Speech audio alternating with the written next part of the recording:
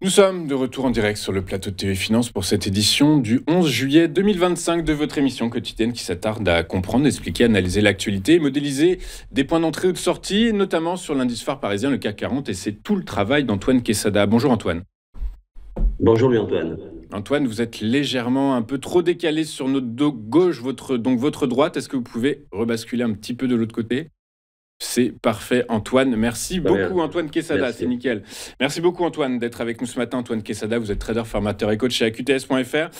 Antoine, l'Union européenne, comme le Canada, va recevoir sa petite lettre estampillée Maison-Blanche qui va lui annoncer que si rien n'est fait comme il le faut, selon les desiderata de Donald Trump, eh bien, elle se verra imposer des nouveaux tarifs douaniers. Résultat, ce matin, le CAC est en baisse, mais on le sait très bien, les marchés financiers sont maintenant de plus en plus sourds au bruit politique à court terme en venant des États-Unis. Résultat, il n'y a aucune raison que la semaine se finisse sur une fausse note. Effectivement, enfin en tout cas une fausse note qui n'aurait pas beaucoup d'incidence sur le moyen long terme. Effectivement, là vous l'avez dit, on a ouvert en légère baisse, un très léger gap baissier, on est à moins 0,46%, 7865, après avoir fait du 7940 au plus haut de la séance hier, c'est-à-dire après avoir franchi la ligne ici des 7804 points que j'évoquais comme étant une résistance sur laquelle il était bon de pouvoir clôturer. Donc bref, on va certainement finir en baisse aujourd'hui, mais en tout cas, ça n'a aucune incidence non seulement sur la semaine, mais surtout sur la tendance. Là, j'ai les graphiques évidemment sous les yeux. Comme je vous l'ai dit, on pourrait même descendre sur les 7804, pas forcément aujourd'hui, mais jusqu'à 7804, il n'y aurait strictement rien d'inquiétant, même sur du court terme. Là, c'est juste des prises de bénéfices. Ils sont parfaitement justifiés parce que le rebond de ces derniers jours, auquel on pouvait s'attendre malgré tout. Alors là, rapidement, le graphique en hebdo, je reviens dessus. Vous voyez, c'est mon plan d'architecte. Il est là depuis des mois. Je ne l'ai absolument pas retouché. Il n'y avait rien à faire. Pour le moment, tout se déroule comme le plan le prédisait, avec une bonne probabilité. Soyons humbles, rien n'est jamais certain. Mais en tout cas, je reviens rapidement dessus pour ceux qui sont passionnés d'analyse technique.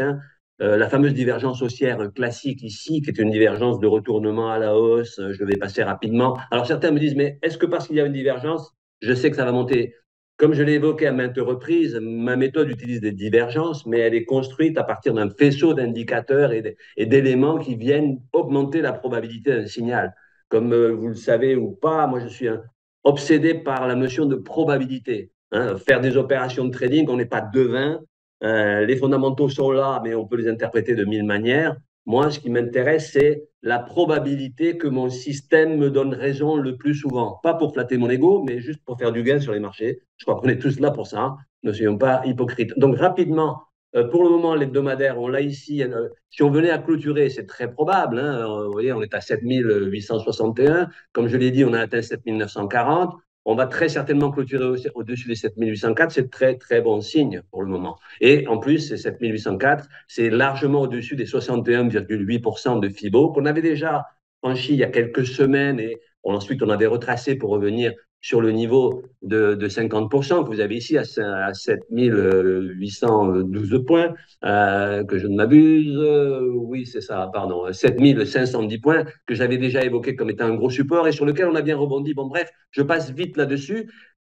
Ce qu'il est important de dire, et je le répète parce que c'est ma façon de travailler, cette divergence haussière, le fait qu'on est clôturé au-dessus de la moyenne mobile 20, là je parle pour des techniciens, mais enfin je pense qu'il y en a beaucoup qui me suivent pour cet aspect-là, puisque moi les fondamentaux, je vous les laisse, puisque c'est vous qui êtes un pro de la chose, moi je ne m'intéresse qu'au graphique. Effectivement, la probabilité que l'on aille au bord opposé de la bande, c'est-à-dire au bord supérieur de la bande de Bollinger ici, qui est en bleu pâle, ce boyau qui est là, à l'origine, quand on avait clôturé au-dessus, je vous avais dit, pour le moment, elle était à 8400 points. Là, elle est précisément sur les 8360-370 points qui correspondent au plus haut historique en quelque sorte. Donc, on n'en est pas encore là, mais en tout cas, le fait de taper le bord opposé de la bande sera un signal de stop, en tout cas, momentanément. Bref, on peut passer maintenant rapidement sur le journalier. Voilà, le graphique en journalier.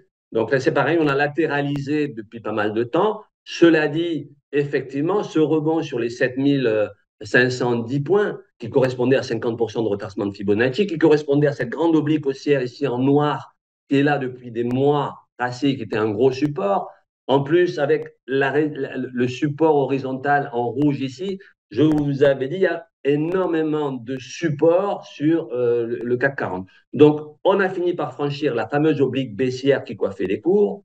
Et ça, c'était plutôt de très bons signes. On a tapé la ligne supérieure ici, qui est là aussi depuis des mois. Hein. Tout ce qui est là, ce sont des éléments qui sont tracés depuis des mois, puisqu'ils correspondent à des supports et des résistances de plus ou moins long terme.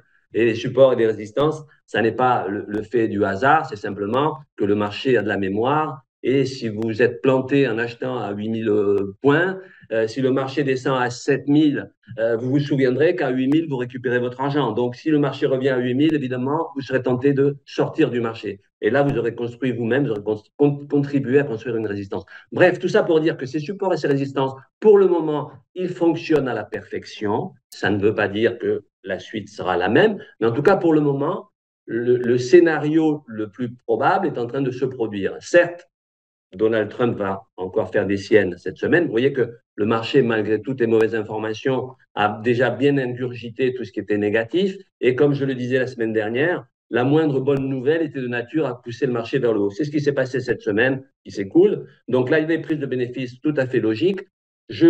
Voilà, on va certainement retracer aujourd'hui. Ça ne remettra pas en question ni la tendance de court terme, ni celle de long terme. Effectivement, on n'est pas devin et Donald Trump, bon, est le premier à savoir ce qu'il va faire et à changer d'avis sans doute dans les jours qui suivent. Donc ça, bon, les investisseurs, les traders ont parfaitement intégré cette psychologie de Donald Trump et maintenant son imprévisibilité devient prévisible. Donc en fait, c'est quelqu'un qui devient prévisible et de ce fait, on tient beaucoup moins compte de ce qu'il dit ou de ce qu'il fait.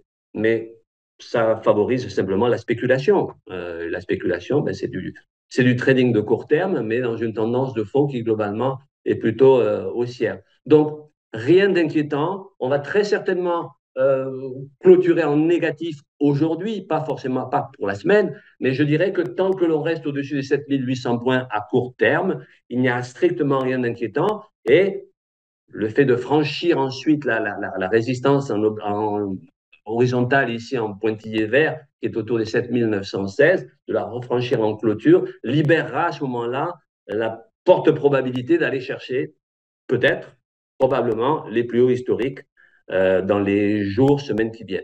Ok, voilà ce que je peux dire sur mon analyse purement technique, graphique.